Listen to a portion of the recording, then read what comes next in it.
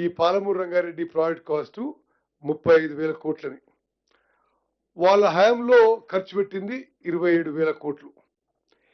ఈరోజు పాలమూరు రంగారెడ్డి ప్రాజెక్టు పూర్తి చేయడానికి పూర్తి స్థాయిలో డిస్ట్రిబ్యూటరీ ఛానల్స్, ఆయకట్టు కాలువలు, ఆయకట్టు పనులు అంతా పూర్తి చేయడానికి మేము లెక్కలతో సాగు పెడతాం 80,000 కోట్లు దాటుతుంది.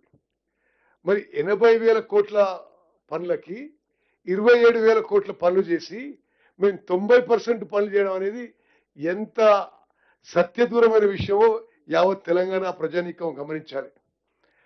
వాళ్ళు ఉదాహరణకి పాలమూరు రంగారెడ్డి ప్రాజెక్ట్ విషయం చెప్తాను. 2-3 విషయాలు.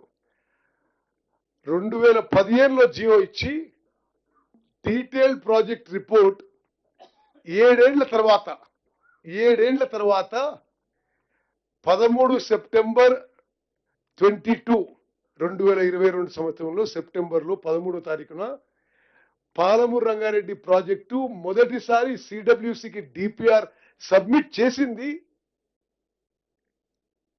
దాని ఖర్చు చూపెట్టిండ్రు 55,000 కోట్లు.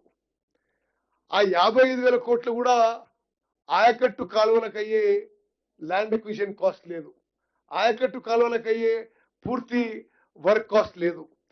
మరి వాళ్ళు ఈరోజు అంటున్నారు, మరి వాళ్ళు ఆ రోజు దిగిపోయినప్పుడే 27,000 కోట్లు ఖర్చు పెట్టి పాలమూరు రంగారెడ్డి ద్వారా ఒక్కెకరానికి కూడా ఆయకట్టుకి నీళ్ళు ఇవ్వలేదు.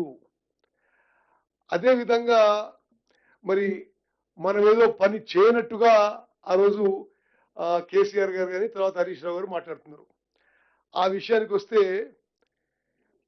మన ప్రభుత్వం వచ్చిన తర్వాత పాలమూరు రంగారెడ్డి ప్రాజెక్టుపై 7,000 కోట్లు ఖర్చు చేయడం జరిగింది.